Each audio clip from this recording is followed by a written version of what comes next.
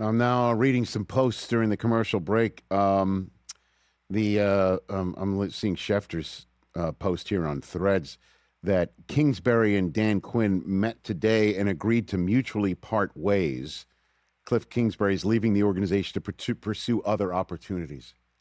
There's just ways to just say, they fired him.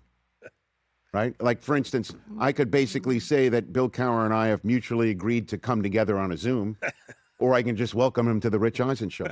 Am I wrong? Am I wrong? Thank you for that. That is a unique introduction. Thank you for bringing me up in that way.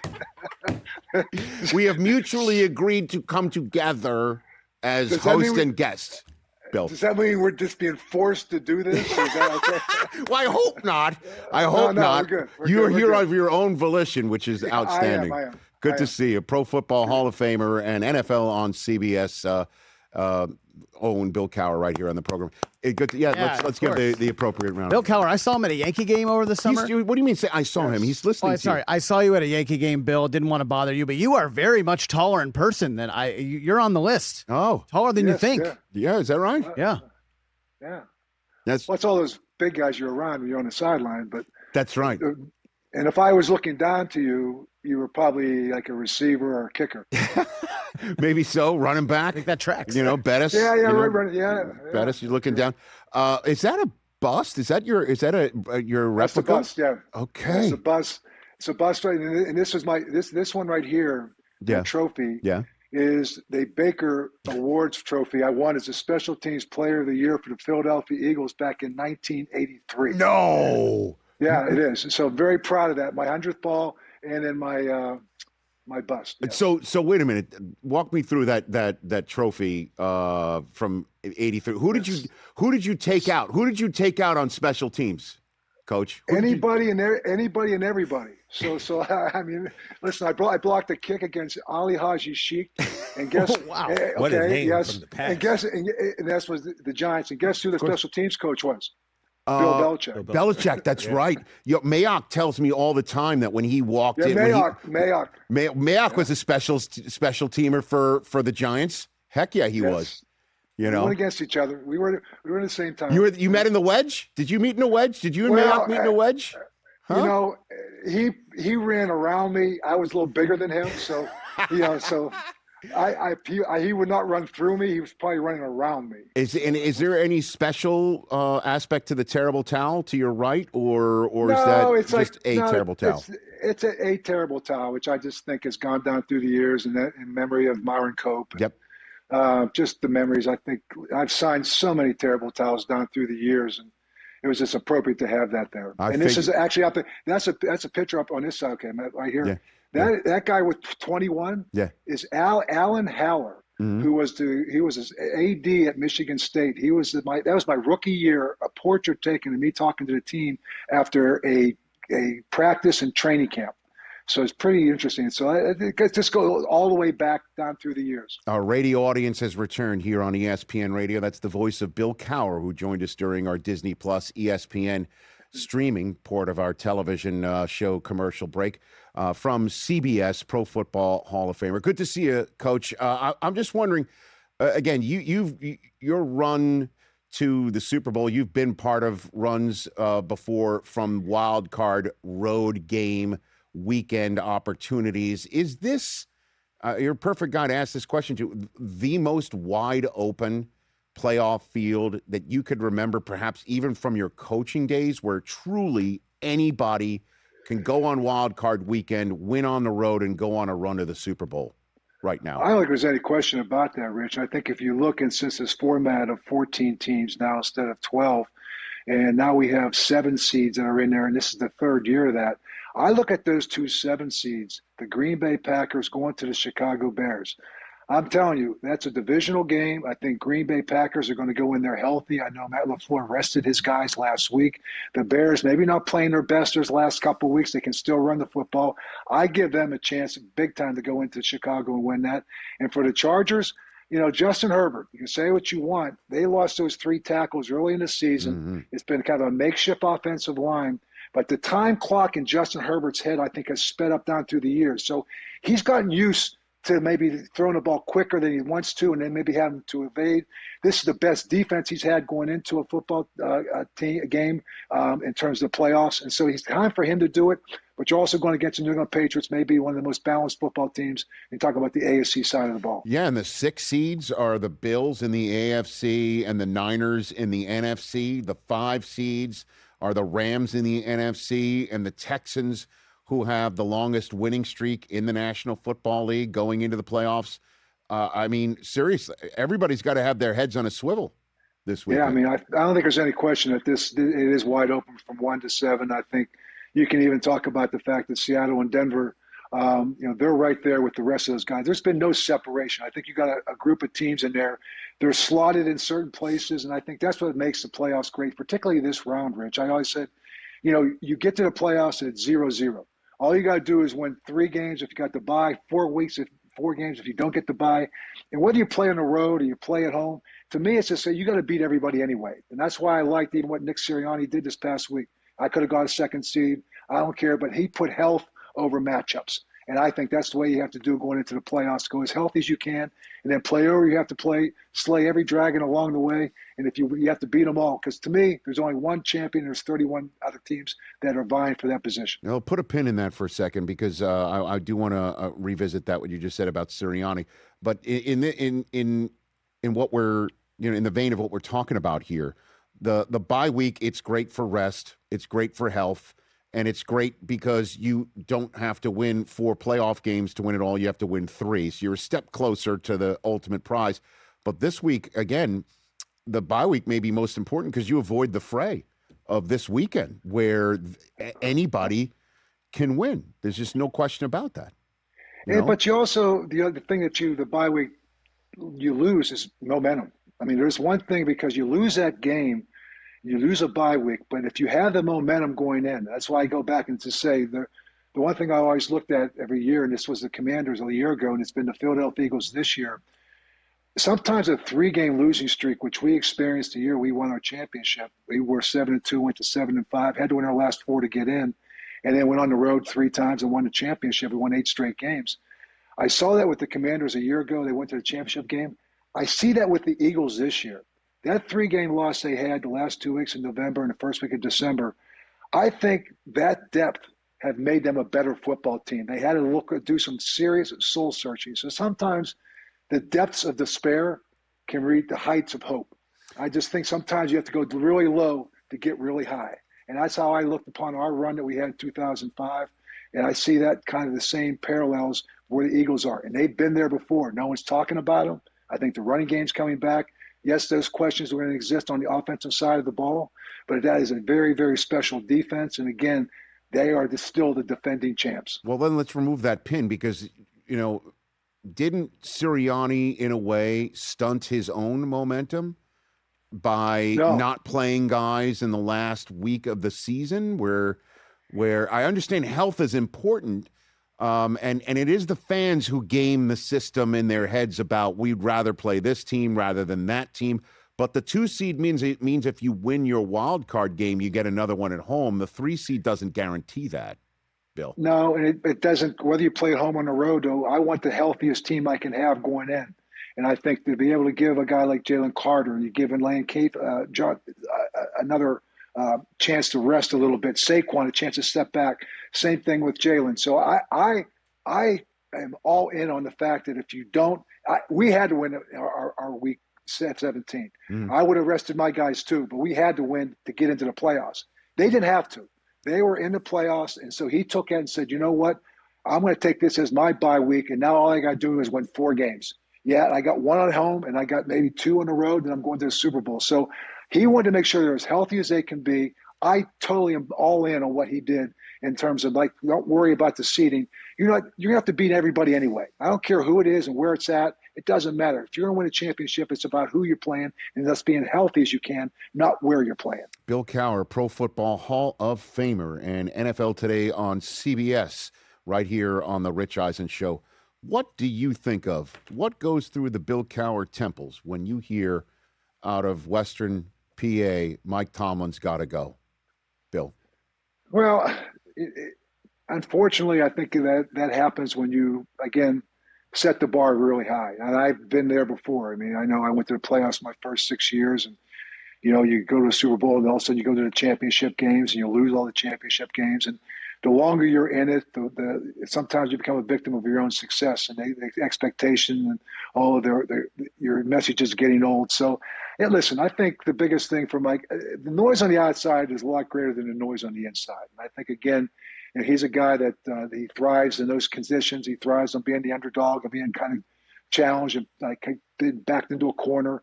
I think you're seeing the same thing a little bit with Aaron Rodgers, a little bit of a chip on their shoulders, and they've aligned themselves. And so this a football team, again, it's interesting, Rich, when you talk about this game, because you talk about the Houston Texans. They got the longest winning streak coming in. Then everyone talks about the Houston Texans being a team that nobody wants to play. But then let's just look on the other side. The Pittsburgh Steelers on Monday Night Football. The last time they lost was 1991. Okay, That was Chuck. I never lost in my 15 years. Mike's never lost in his 19 years. So Houston may not be the team you want to play in the playoffs, but Pittsburgh may not be the team you want to play on Monday night. So we'll see. Something's going to have to give here. Well, I mean, I don't know how much contact you have with Mike, but and I understand outside noise doesn't get in the building, but it's been very noisy outside of that building. All it took also was just one loss in Cleveland in Week 17 to bring it back up prior to the Week 18 finale that the Steelers won for various reasons, from obviously that missed field goal at the end, but Aaron Rodgers having the best quarter of his Steelers year for sure. And so it does feel like if it doesn't go their way on Monday night, there'd be another conversation about should this be the end of the road in Pittsburgh, Bill. What's your opinion on that? Well, I think those are the hypotheticals that exist every year. And I think the one thing is that Pittsburgh is not impulsive. I think that Mike's not impulsive. I think you take some time, you step away, and then you just see what's in the best interest of everybody. I think if Mike leaves, it's going to be a choice that he has. I think the same can be said about John Harbaugh. I think these are two coaches that have been in the same place for a very long period of time. They've had tremendous success, and they've earned the right to be able to say, you know what, and if you think the message is but they still have, you see their teams performing, you see their teams responding in the biggest of stages, and that could very easily have been John Harbaugh walking off the other day if the kid makes the kick. So, again, these guys have had sustained success. They're very, very good coaches. They've been the integral parts of these organizations. So those aren't always easy conversations to have. And I think I always would like to give people 24, 48 hours when it's all said and done to let the emotions get out of it, have a chance to sit back and reflect, and let's just sit down and have conversations about moving forward. Where are we going to go, the directions we need to go, the things that need to be done, and do I want to be a part of that process? And if it's sometimes, as you talked about, you said, down in Washington, there's a parting of ways. You sit there with, Dan Quinn, and all of a sudden you have their offensive coordinator, Kingsbury, and they're going to meet and say maybe it's time for change. And so, listen, I had to make a lot of changes on staff down through my 15 years. And I sometimes didn't have the numbers to quantify the change outside of the fact that I just felt like we needed to have change in the building. And that doesn't always just apply to assistant coaches. It can apply to head coaches as well. So, and they may be prompted by the head coach. So again, I think those are things that when you're on the inside, and there's a lot of things that are involved with it. And I think, again, when you're involved with the playoffs, you're not listening to that because you're kind of on this one-track mind right now because you're this close. You put in too much time and effort to talk about that. But I think when it's all said and done at the end of the season, taking at least 48, 72 hours off, then come back and talk about it, remove the emotion, don't become impulsive in saying something or doing something that you really haven't put a lot of thought into. So I think that'll be the thing that'll happen, I think, in Pittsburgh. And again, whenever it does end, and probably the thing that's taking place right now, even in Baltimore. Well, I mean, yeah. Do you have any insight on how you obviously do. Can you lend me any insight on how the Rooneys operate on this front from that side of things with their remarkable level of patience? And do they stay completely out of it? Are there no such conversations on this front during the playing season? No, during the season, no. I mean, right. And for what reason? I mean, right. During the season, we're just trying to win a game. I mean, the next week. So That has not taken place. But in the off seasons, and even on years that we had losing seasons, we took some time off. And I did, like I said, I told you, we took 48, 72 hours. Right. You have the exit meetings that took place. You're talking to the players, you're talking to the coaches. And then at the end of that week, after you had a week off, 3 or 4 days, let's sit down and talk. When everyone's out of the building, we give everybody else off the rest of the week. Let's come in and sit down in this office and kind of get some talk about where are we? Can we agree on how we want to move forward? Do we want to move forward together? Did you have those conversations with the Rooneys at one point? Do we want to move forward together? I mean, did you have that? Well, during your tenure? I don't think it was actually said that way. Right. But I think there's implications as to where are we. I mean, there's some moves that we want to make, and can you agree with these moves? And so there's a lot of conversations about, again, change that may want to be had, and can you agree on that change moving forward? Same conversations you have. You talk about putting a team together, a staff together. There's always going to be back and forth, and you kind of want everyone to have their own separate opinion. It's not just one person saying doing it this way. So there's got to be, again, a chance to reflect and to get on what just took place, and a chance to ponder moving forward where you want to go, and and how strongly you feel about certain things. I'm kind of also stunned here, Bill, before I let you go, because the conversation is that maybe Tomlin would want to take a year off if it doesn't go well and go hit the media. You've been with CBS since 2007. You haven't lost a game in almost 20 years. 19 years. Yeah, 19 years. Wow. And that's the beauty of, like, Mooch hasn't lost a game in 20 years. You haven't lost a game in 20 years.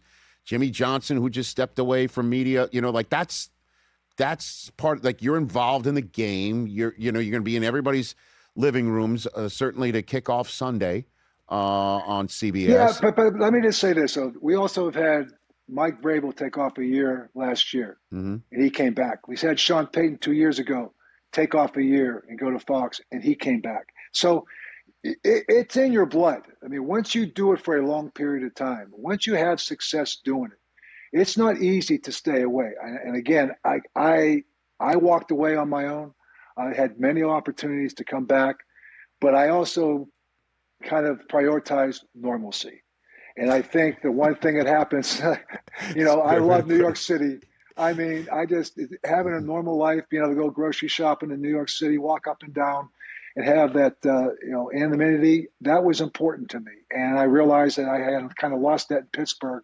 And when I kind of got it back, I said, wow, there's a different side of life where I can enjoy an off season. I can do a little bit of traveling. I can go to Broadway shows or go to concerts. And again, just have more of a normal life than you did before. I prioritize that. As much as I missed coaching and missed strategizing, I missed being with the players, missed being with the coaches, missed those Sunday afternoons. I actually missed, even at times, losing, and people tell me, oh, you guys are done. Oh, great. It's all I needed to hear. Because I'm going to come back and be your worst nightmare. So, I love to compete. And I think that's the biggest thing, because the great coaches, they love competition. They thrive on it, and they embrace it. And that's why you get back to the corner, the great ones, you see the very best come out of it. And so, again, you don't get that doing this on TV. But you also have an opportunity to have a voice, to be kind of a guardian of the game. In my opinion, that's what I look at myself as, to make sure that I try to give the insight to the viewers as to what we see it on the outside may not be exactly how it's being perceived on the inside.